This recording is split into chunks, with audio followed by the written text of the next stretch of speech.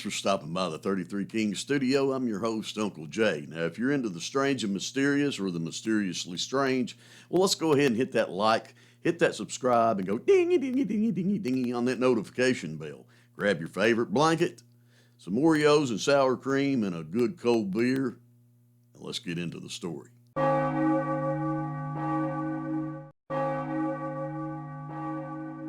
James Riddle Hoffa, born February 14, 1913, in Brazil, Indiana. Now, growing up, James saw firsthand all the hardships and the grueling challenges that the American worker faced daily.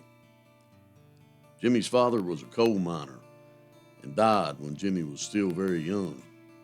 His mother went to work in order to support the young Jimmie and three siblings, and eventually moved the five of them to Detroit.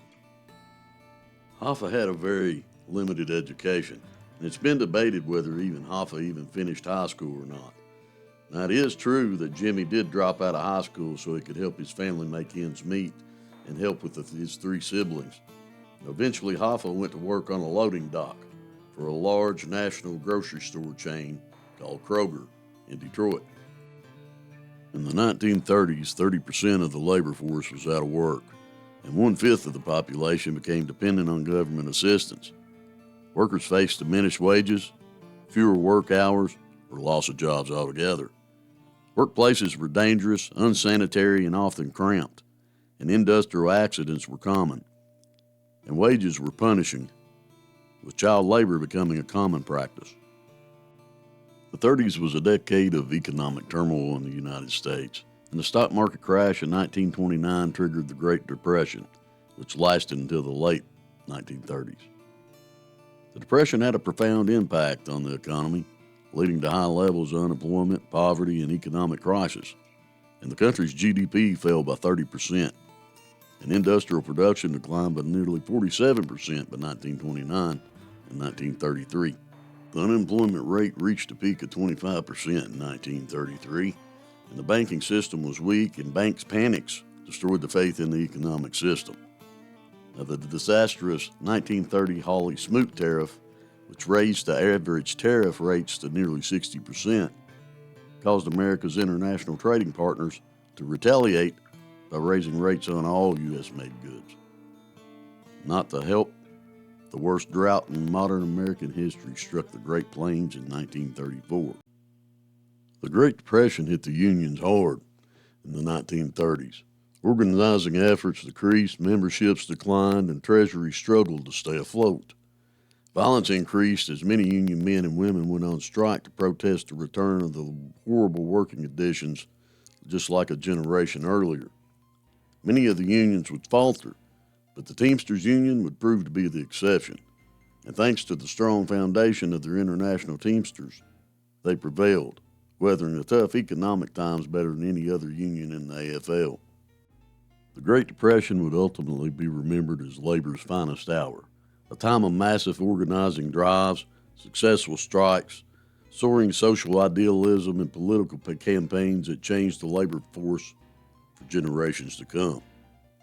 By the end of the 1930s, most Americans realized that unions were one of the keys to a genuine democracy. Jimmie Hoffa organized his first ever labor strike, hoping to help he and his co-workers land a better labor deal. He used a fresh load of strawberries to broker the deal, and until the workers could get what they asked for, the berries would go unloaded. He became an important regional figure within the IBT in his mid-20s, and by 1952, he was the national vice president of the International Brotherhood of Teamsters. He secured the first national agreement for Teamsters rates in 1964 with the National Master Freight Agreement. Jimmie Hoffa wasn't a big guy by no means. He stood about 5'5", and he wasn't afraid to get down and dirty and get in on it with the biggest guy in the room. And all of his efforts and all of his diligence proved positive when he was elected the president of the Teamsters Union in 1952. Now, of course, with this kind of power that he had, and Bobby Kennedy referred to him as the second most powerful man in the United States, aside from the president, well, you're going to make a lot of friends. But boy, you're going to make a lot of enemies also. In 1955, Hoffa founded the Teamsters Union Central States Pension Fund. Now, Jimmie didn't exactly view this fund as a fiduciary responsibility, but more as a way of increasing influence and attracting more powerful allies.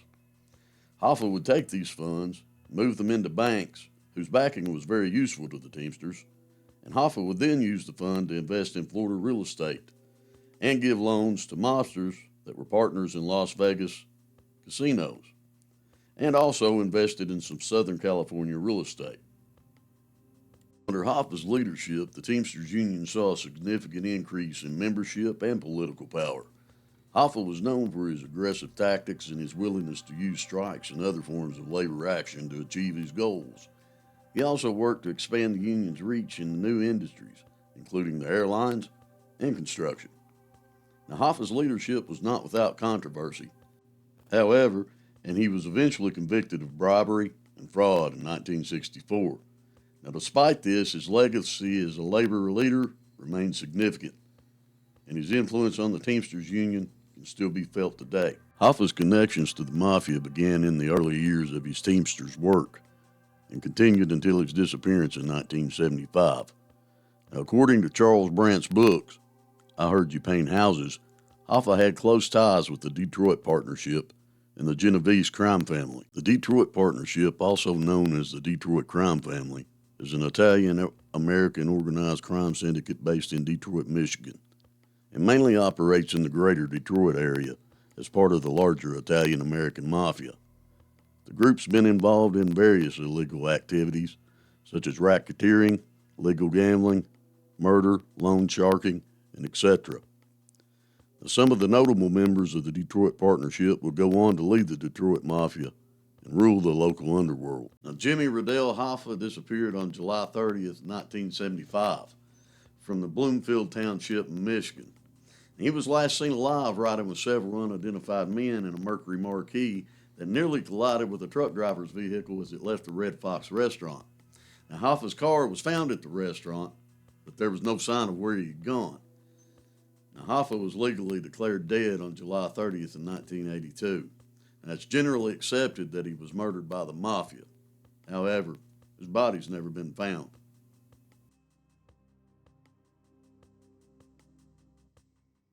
It's been over 48 years since the disappearance of Jimmie Hoffa, and over the years, there's been several accounts of what happened to his body.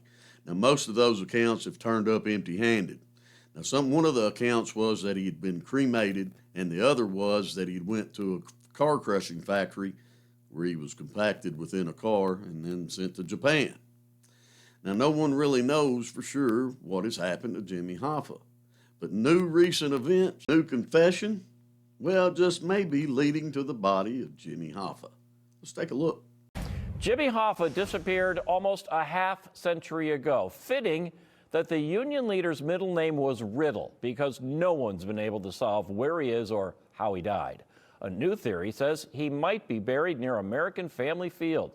Madeline O'Neill connects the dots. I'm standing here outside American Family Field where cold case investigators say old Milwaukee County Stadium's third base was.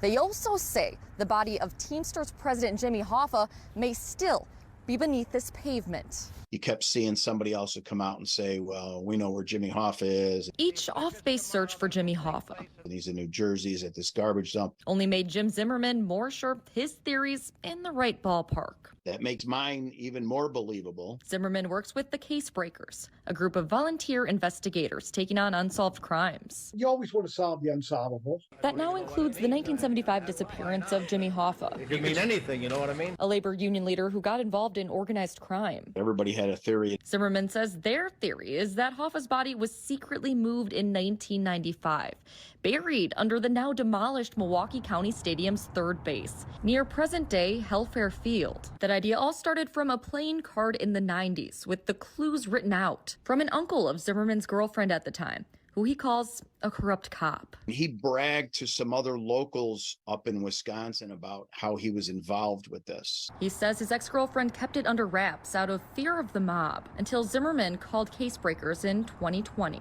That year, the team used ground-penetrating radar in the area, getting a hit right where they say third base was. And that's where there was a disturbance in the soil. In October 2023, they brought in a cadaver dog team and handler. We didn't tell her the area where we suspected it to be. And I'll be darned if that dog did not alert in that very area. The volunteer investigators say they've done about all they can and are now talking with the FBI, hoping to dig up concrete answers. We would love to be able to get closure for the Hoffa family. Cold case investigators say what happens next is in the hands of the FBI. In Milwaukee, Madeline O'Neill, Fox 6 News.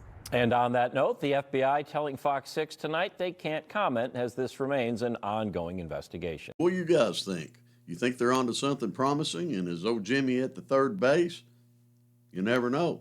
Now, some prominent gangsters that have YouTube channels on here, like Sammy the Bull Gravano and Michael Franzese, they say there's no body to even be found. Who knows? Leave me a comment down there. Let me know what you think. Do you think that they're ever going to find Jimmie Hoffa? Hey, and if you like what Uncle Jay's doing, do me a favor. Hit that like, hit that subscribe, and you know what to do with that notification bell. Just slap it, slap it, slap it, slap it. And always search for light in a world full of darkness. And until next time, we'll see you.